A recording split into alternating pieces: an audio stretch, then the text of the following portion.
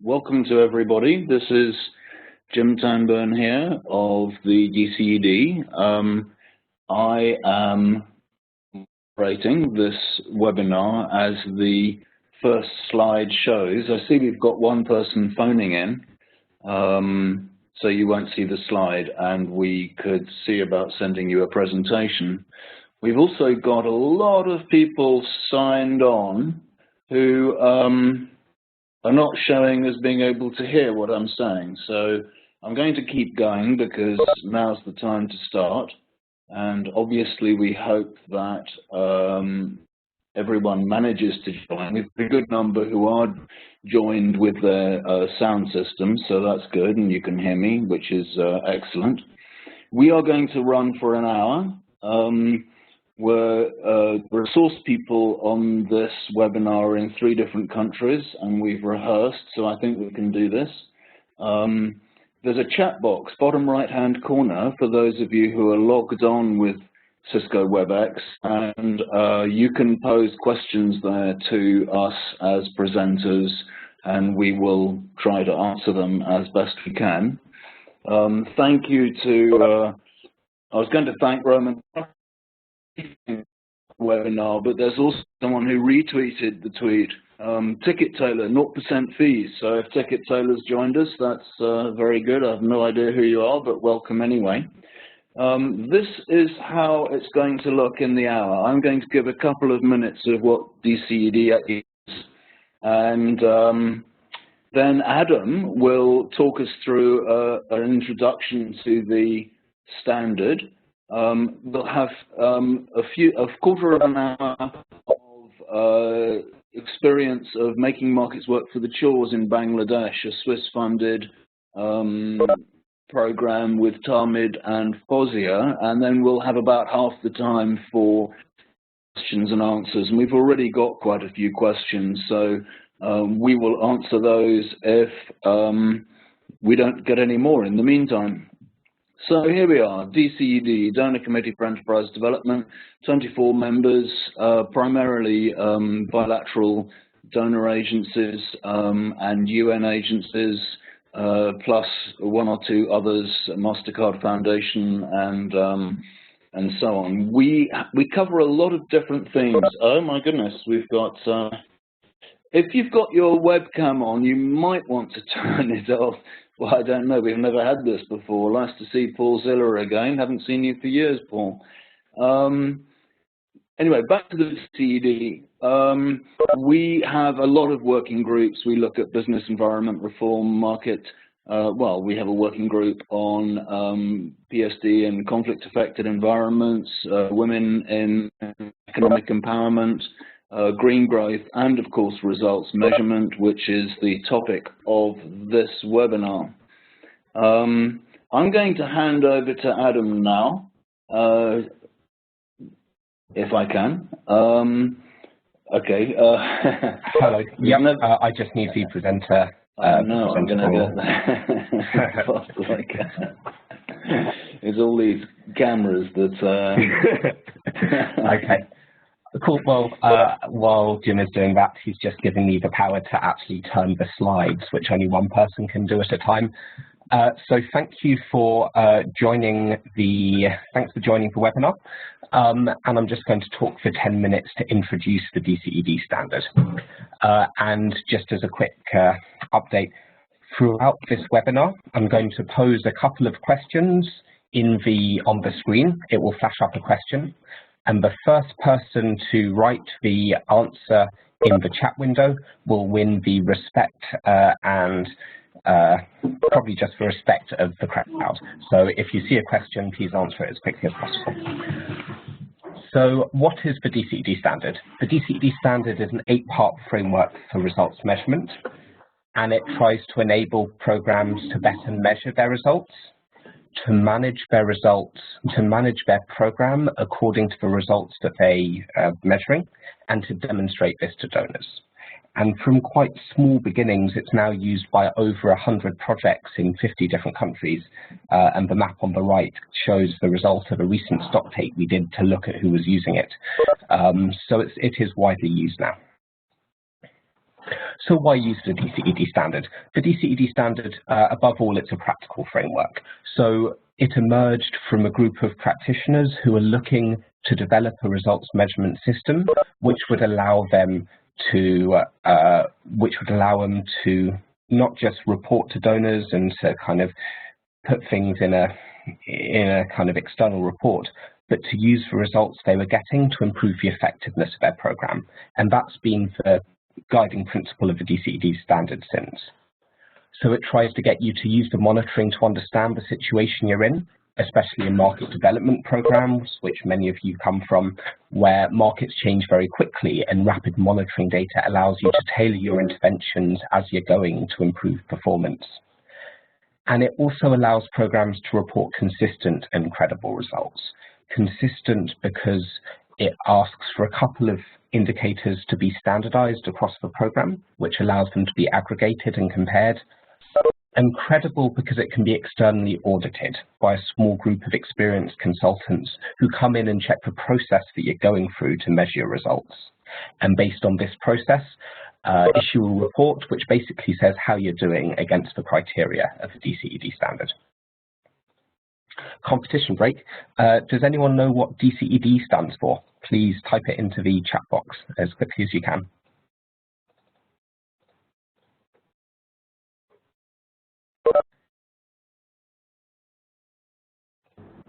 Does anyone know? I see someone's connected their audio. It might be that for the first time, nobody does know what the DCED stands for, or maybe people are private messaging to the presenter rather than to me, in which case the DCED stands for Donor Committee for Enterprise Development.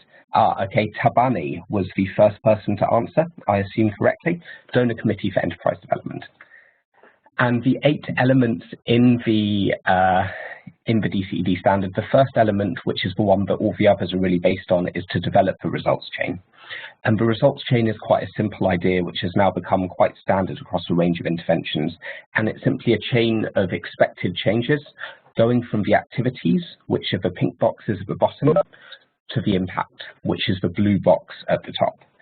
And typically you will have a number of kind of intermediate steps which explain how you get from training retailers to give quality information through the changes in behavior you expect from these retailers, maybe to for them to give this quality information to farmers, then the changes in behavior from the farmers to use these information practices, and then the impact at the top. And so a good results chain will include these changes and the assumptions which underlies each step.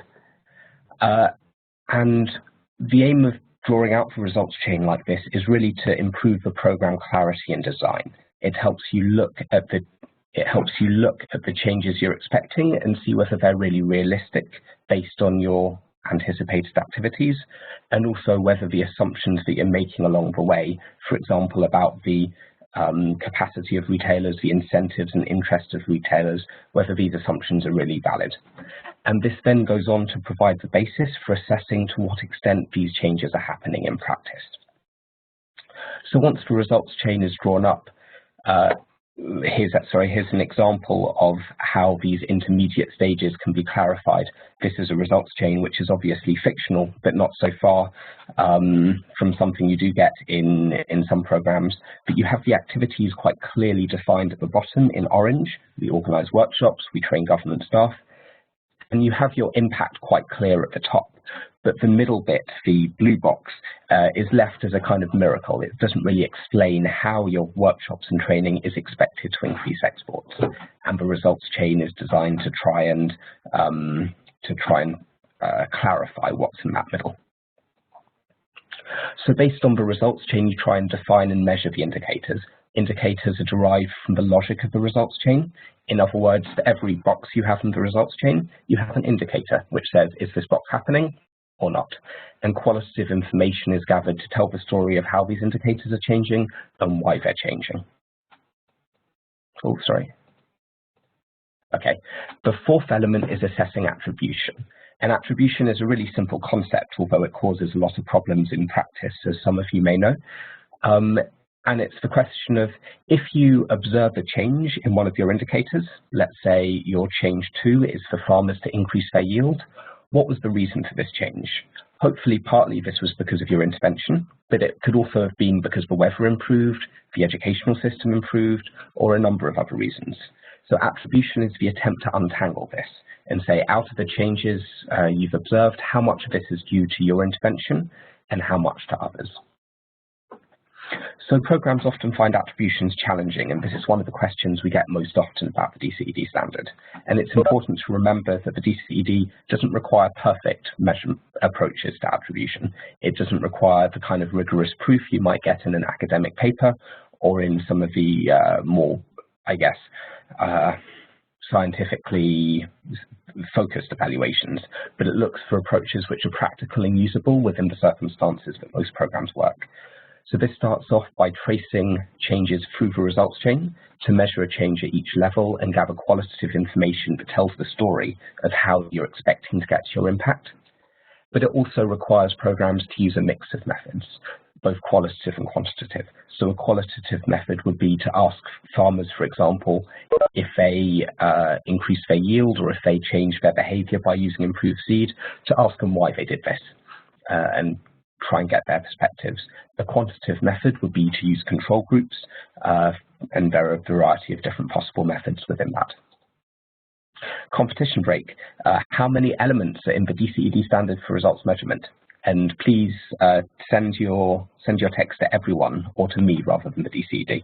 Ah, perfect. Halima Rahman gets in first and so gets half marks with 4 elements. Helen probably wins by giving both the correct answer and the second.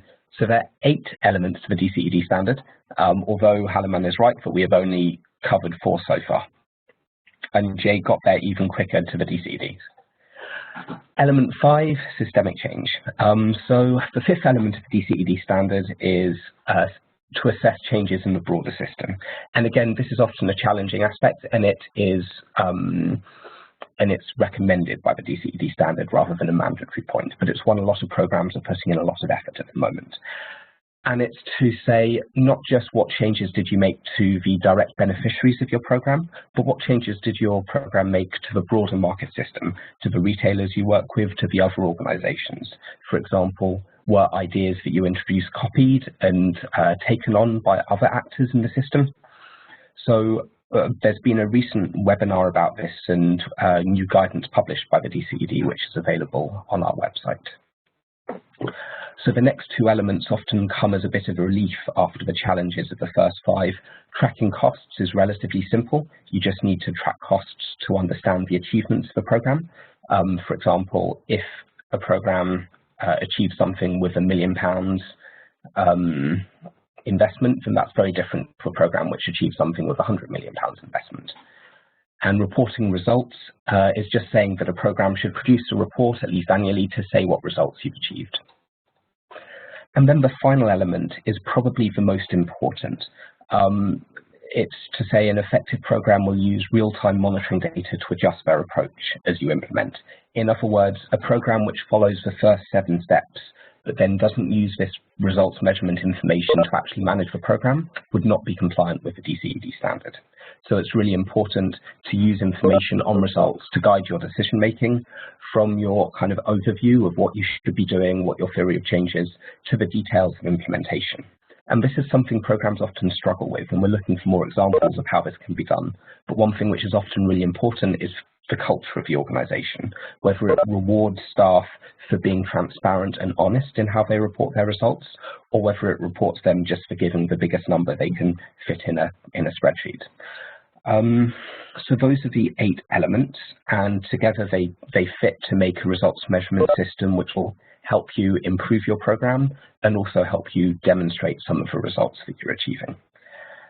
And I'm going to hand over now to, hopefully, to Tamid, who I see has joined. I'm going to give you the presenter Ball, and he's going to talk you through how it's worked out in M4C. Okay. Thank you very much. I guess everyone is listening to me. Thank you. Good afternoon from Bangladesh. Adam has already mentioned my name. My name is Tamid Arif, and I am the Monitoring and Results Measurement Manager of M4C project that is making markets work for the Jamuna, Padma, and Tista church. I would like you all to welcome to my presentation on the DCED Standard for project management. The project I'm talking about is a 5-year-long project. It started in 2012 and will end in 2016. The project is funded by a Swiss Agency for Development Cooperation, that is SGC, and Ministry of Local Government and Rural Development and Cooperatives, Bangladesh, and implemented by Practical Action and Swiss Contact in Bangladesh. Now, before starting with this MRM process, I would like to show you the context where the M4C project is being implemented. That is, in the northern part of Bangladesh, the chors, which are the island inside the river of Podda, Meghna, Podda, Jamuna, and Tista rivers. These are the disconnected lands from the mainland, and these are some challenges faced by the chor people, which is the poor infrastructure, weak market, poor access to the basic services, fragmented economic activities, geographical isolation is there, climatic shocks are there, and most important case is the public and private sector services are hardly reaching to these areas, although this area is full of fertile land. So there is a huge opportunity to work with the agriculture sector. That is why in our project, our main sectors are there are all 10 sectors in this project, and among these 10 sectors, we are working with the 7 agriculture sectors, and these are maize, chili, jute, onion, mustard, groundnut, and rice. We have our 3 key intervention areas, which are: one is improving access to quality inputs and cultivation know-how, and the second one is promoting improved post-harvest practices through better market linkages, and finally, we are trying to strengthen the business relations between the producers and the market actors. We have other 3 sectors, which are transport, financial services, and handicrafts. Now, in this slide, I would like to show you the MRM process of the project, which is being driven by the market development team. That is the core operation team of the project, and MRM team is a part of this market development team, who are basically giving the technical support to this team. Our MRM process starts with the sector strategy report, which tells about the interventions for particular sector we are working with, and if it is necessary, then we just proceed with this intervention concept note. And if the intervention related issues are well defined in this sector strategy report, then we directly proceed with the result chain development, which is being developed by the intervention teams. And after the logics are being set, then we proceed with the intervention plan designing, which includes the background of the particular intervention, the measurement plan of the particular intervention, which includes the indicators and all the measurement tools, and when and who should measure these things. And then for attribution purpose, we try to establish the baseline for particular intervention, and after that, just after completion of the particular intervention in the first year, we do early sign of impact assessment, and we prepare a draft intervention report to show that our interventions is on the right track or not. And if it is on the right track and everything is running according to the plan, then we proceed with this intervention, and after 1 year of the intervention, we conduct impact assessment, and we develop the final intervention report for the particular intervention to see the changes at the beneficiary level and the service provider level, and even sometimes at the company level.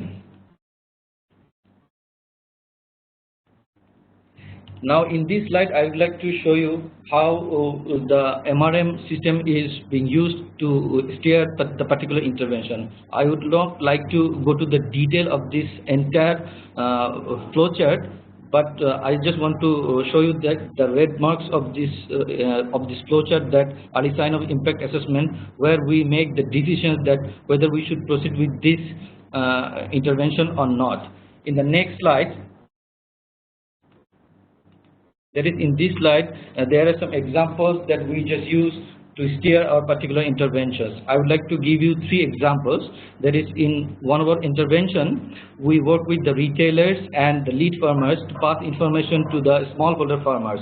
But after completion of the ESIA, we have found that it is more useful to work with the retailers other than the lead farmers. Then we proceed accordingly. And next, we have found that the chore retailers and farmer meetings are more useful to disseminate information on fertilizer application to the farmers, and we proceed with the same thing in the second year. And also we have found that the farmers are getting the information, but they are not using the information properly. Then after having this result, we just simplified our communication tools and try to give more access of the farmers to our communication tools so that they can remember the information and they can apply in their agriculture practices. Now in this slide, I would like to show you the MRM steps we are just following, which are in line with these DCED standards. We first start with this articulating result chain, then we define indicators and establish baseline, then we make a projection of impact, then we measure, attribute, and analyze and report. In this slide, you have already heard about the 8 standards from Adam's presentation. So this is how all these standards are embedded in our MRM steps. Now in this slide, you can see one of the typical result chain of our project we are just currently using. We start with this intervention, then at the output level, we try to see the change at the service provider level. And here we just trying to see that whether there is any crowding is happening, and at the outcome level we try to see the changes among our target group, that is the household, the farmer households and the direct chore households. And from our crowding in on the right side, you can see that from the service providers crowding in, we also measure the indirect impact of our intervention among the chore households. And finally, we calculate both this direct impact and indirect impact, that is at this top level impact, that is how it is contributing to the increased income, enhanced well-being, and reduced vulnerability of the target group. And once this result chain is set, we just try to measure these things. And besides measuring all these boxes, we also do some kind of special studies, and women economic empowerment related measurement is one of our practices we are currently doing, and this is a part of our qualitative assessment, and this is based on these 5 outcomes we are measuring. And the number 1 is increased income. We try to see among the women, that is how our intervention is contributing in their increased income, and also how it is giving the access to the opportunities, how they are recognized in their society as a farmer, that is the female as a farmer, and then how they are taking decisions in their family to spend the money in their family, and how they are managing their workloads to use it for other purposes. And we try to measure these results through our regular early sign of impact assessments and impact assessments. Also we do case study, and also we conduct review meetings in every year, and also in annually we do we study, and these results are reported and documented in our main documentation process. Now in this slide, I would like to show you that how the MRM system is integrated in our project steering. We do monthly meeting where we discuss about the specific MRM facts, and we inform our management about the intervention ideas. All the people, all our partner representatives attend these meetings, and they just inform about their field level experience to the management about it. And in every 6 months, we do a review meeting to just review our entire MRM system, and these are based on our assessments and the studies. And in these meetings, we do the review of our result chain, and we also triangulate the results and update the strategies. And also we have another process, that is MRM week, which is being conducted twice every year, and during this period we develop intervention plans, write intervention reports, and complete documentation. And all these activities and our entire system is based on our MRM manual, which is prepared very early time of the project. That is, at the beginning of the project we prepared it, and it is amended in every year if it is necessary. Now in this slide we try to see some of the results of the DCED standard that helped us in our project management. We have experienced a number of these, but these are the 6 elements we try to focus on. It definitely helped us in project steering, and every year we do some changes accordingly. We try to see the changes, and it helps us to produce any credible reporting on the changes, and also shows the path of our intervention logic very easily, so that any new joiners and any person coming to us and visiting our projects gets everything easily to understand the particular intervention. And also it helps us to calculate the project's attribution, and of course it is helping us in documenting the results, and it becomes very easy to describe the intervention, including to do any of the project people at any point of time, to any listener outside from outside the project about any point of time about the project interventions. And this slide is definitely shows that how our MRM practice helped us to get such results from the DCED auditors, which was held 2 months back, and we did top on the 2 aspects, that is on the must part and the recommended part. So if you want to know more about the MRM process and M4C's MRM thing, please visit us, and you can just write to me in this email. Thank you very much.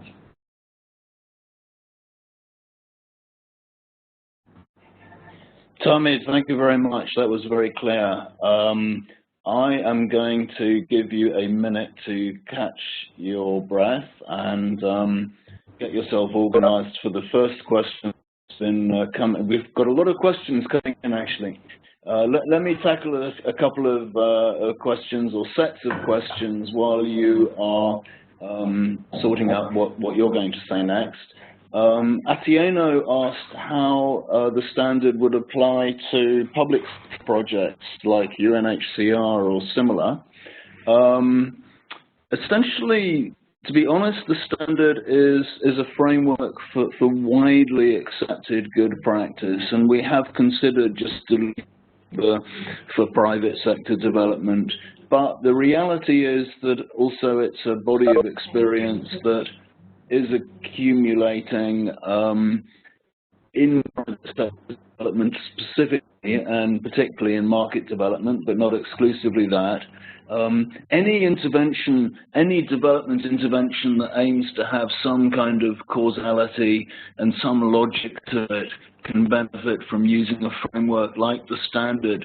There are a couple of things that are not generalizable, let's say. The common indicators that we propose, employment and income, are obviously quite specifically linked to private sector development, and the section on assessing market-wide effects or system-wide changes would need perhaps rethinking a little bit if it's not referring to markets.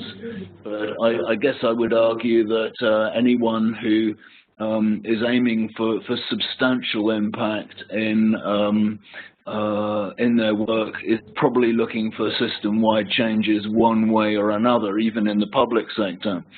So for the moment, we're certainly keeping the standard as being for private sector development, but practitioners, to be honest, we're actually getting a lot of citations for our guidance from completely unrelated areas, especially on good measurement practice. So we are leading the way in some respect, to some extent in that way. One other set of questions I'll quickly take before I hand over to Tahmid is about the training courses on the standard. The DCED has decided the DCED itself shouldn't offer actual training courses, and to be honest, we don't actually, even in the Secretariat, have the capacity to do that, or really to check the quality of all the training courses out there. So what we do, we put on our website, there's a consultants marketplace, and above that consultants marketplace, there's a section where all the training courses that we're aware of that specifically relate to yeah, there we go.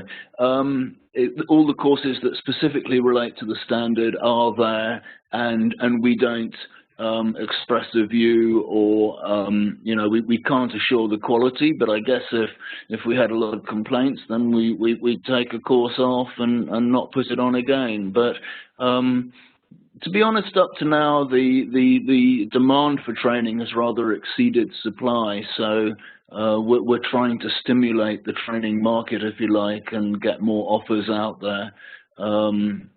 And so far, the feedback that we've had has been very positive. I think I would like to hand over now to Tahmid, if he's ready for that. First of all, what was the uptake? Why was the uptake by farmers poor? You mentioned the uptake was poor, and what was the change in strategy made to improve uptake? Okay, thank you very much for the question. The uptake was poor because we have found that the communication tools, those are with the jargons and all these detail without any pictures were informed to the farmers. So we have found that they could not recall all these steps when we just go for this early sign of impact assessment. And we have found that the communications tools, that is the flip charts and the posters or the other modes we just use for disseminating information, those were not correct. And in the second phase, we did the changes in all those communication tools, and we focused on small descriptions and more pictures. That is more photographic presentations, and we try to simplify our communication tools. Excellent, thank you. We've had another question. How different is the standard from the traditional monitoring, evaluation and learning systems? I don't know if you want to take that one up. Okay, this is very simple question, because from the traditional monitoring, you can only able to see the picture before the particular intervention and after the intervention. But here, if you follow the each and every steps of DCED standard, that is articulating result change, defining indicators, and all these 8 steps, you can easily measure the changes in time that the particular intervention is creating to the field. Okay, thank you very much.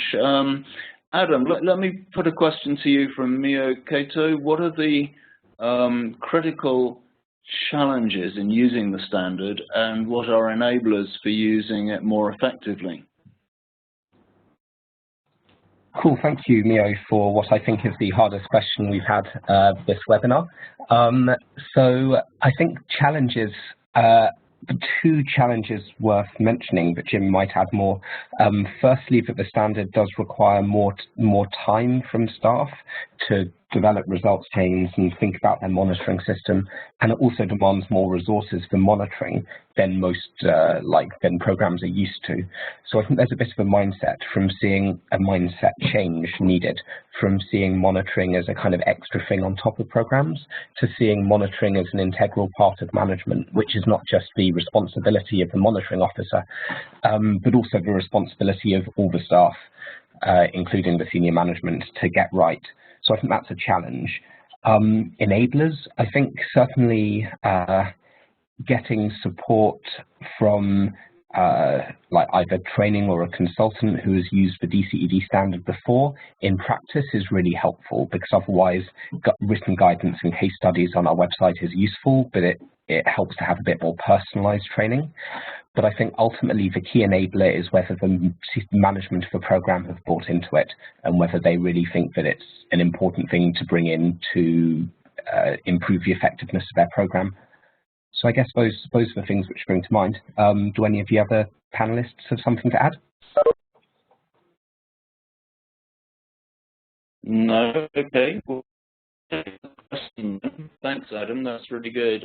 Barney, to everyone, does DCED have specific examples from business enabling environment programs? Yes. Let's say for broader market development programs, although obviously a lot of market development programs, business environment reform is part of what they do. The Enable program in Nigeria has been using it. James is in Nigeria, and Harakat in Afghanistan are the three that spring to mind immediately. How we document those is it would be nice to have a case study on Harakat in Afghanistan, but they have talked about it. Enable's done 1 or 2 case studies. If you would have a case study to propose, that would be good. I'm not sounding clear. Okay, well, it's a question of connection. Okay, so I'll stop talking. I'll hand over to Ahmed. Could you take the question from Rahman? Can you describe how results chains are reviewed? What are the methods and tools? Okay, the result chain are reviewed once every year. That is mandatory for us, but it is very much dependent on the particular interventions assessment process. If you do assessment in every 6 months, then you should review your result chain just after that. But this is mandatory that you should do it in every year.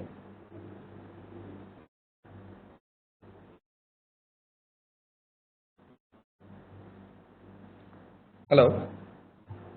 Yes, I'm done with my answer.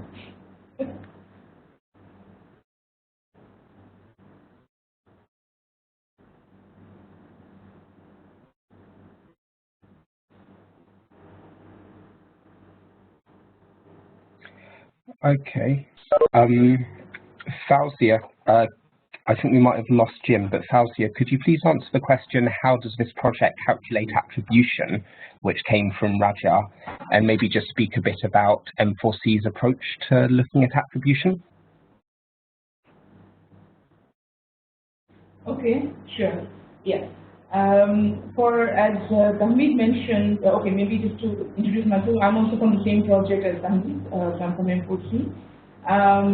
Like we use the results chain in our steering, we apply the before-after method in case of monitoring certain interventions, but we also try to look at the control and treatment groups and really try to find the difference in use the difference in difference method to check whether the impact of on a certain category of farmers is the same or more or less than the control farmers. And since our project focuses mostly on agriculture sectors, we go by the agriculture season, and based on this method we try to calculate the attribution and come up with our attribution.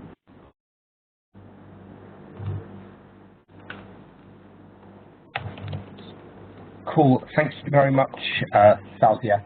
Tamid, could you maybe move on to the question, this was, who was this from? This was from Christine Libet. Could you please expand more on how M4C is measuring behavior change amongst target firms?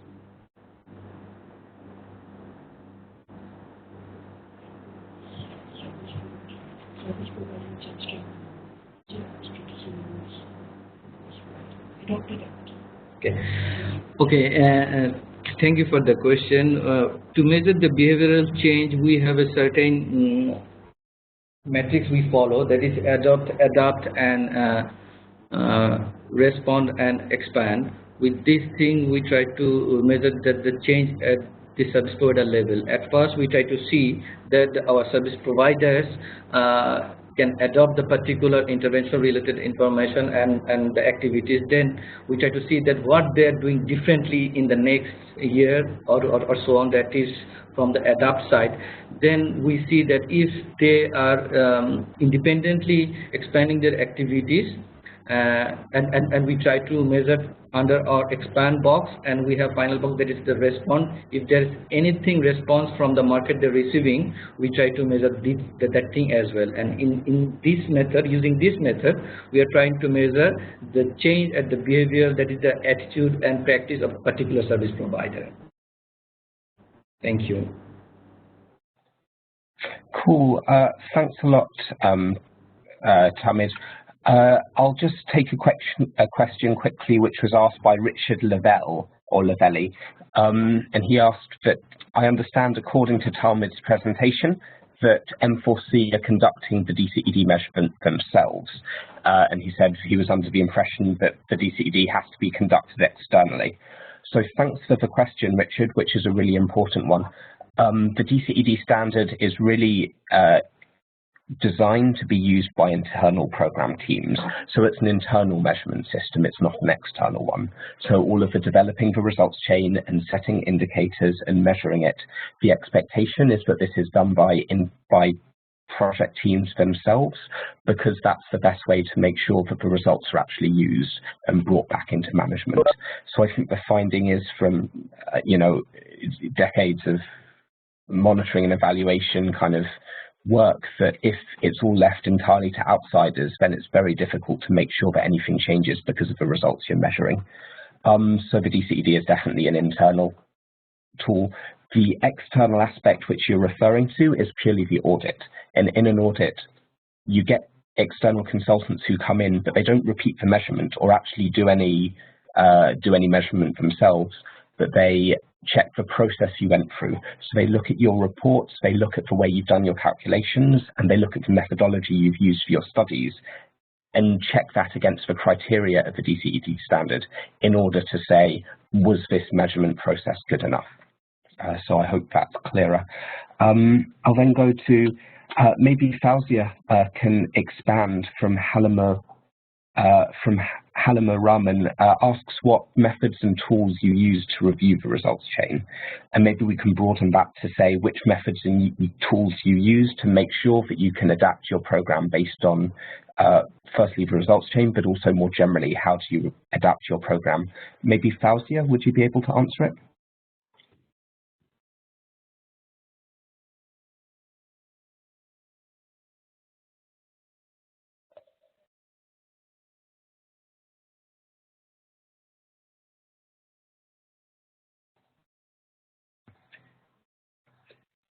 Fauzia, are you there?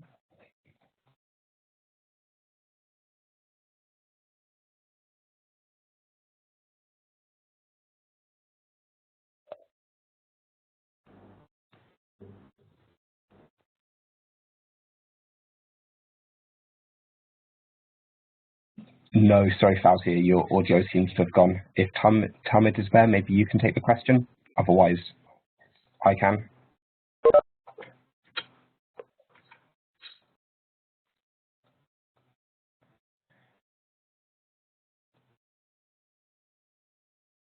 Okay, we seem to be having some audio audio problems, which maybe isn't surprising with 3 people in 3 different countries. Can you hear me, Adam? Yes, brilliant. You've come back. Please go ahead. Okay. The tools we are currently using, there are a number of tools.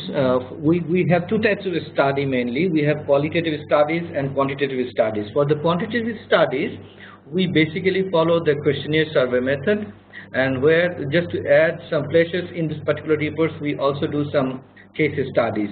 And for qualitative studies, we mainly focus on the focus group discussions and also to the in-depth interviews on particular problem to the key informants. Hello. Thank you. Okay. Thank you very much. Jay, okay, Jim Black. Jay, thanks for that. I'll post the link on the chat box soon. I think we have can I hand over to you, Jim? But I think we've got to the end of the questions. So unless I've missed one, maybe we should close. Excellent. Okay, I'm sorry to have missed the last 5 minutes when my audio died.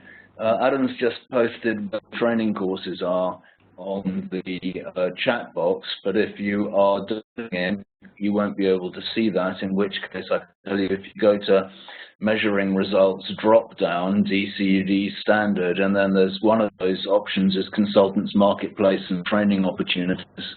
So it says marketplace first. The training opportunities is what you see first when we get to that page. Did we answer the how to become an auditor question? Oh, people are asking for presentation slides. We will post the presentation in PDF on the website, and if you have any trouble finding it, just email us and we'll send it to you as an attachment.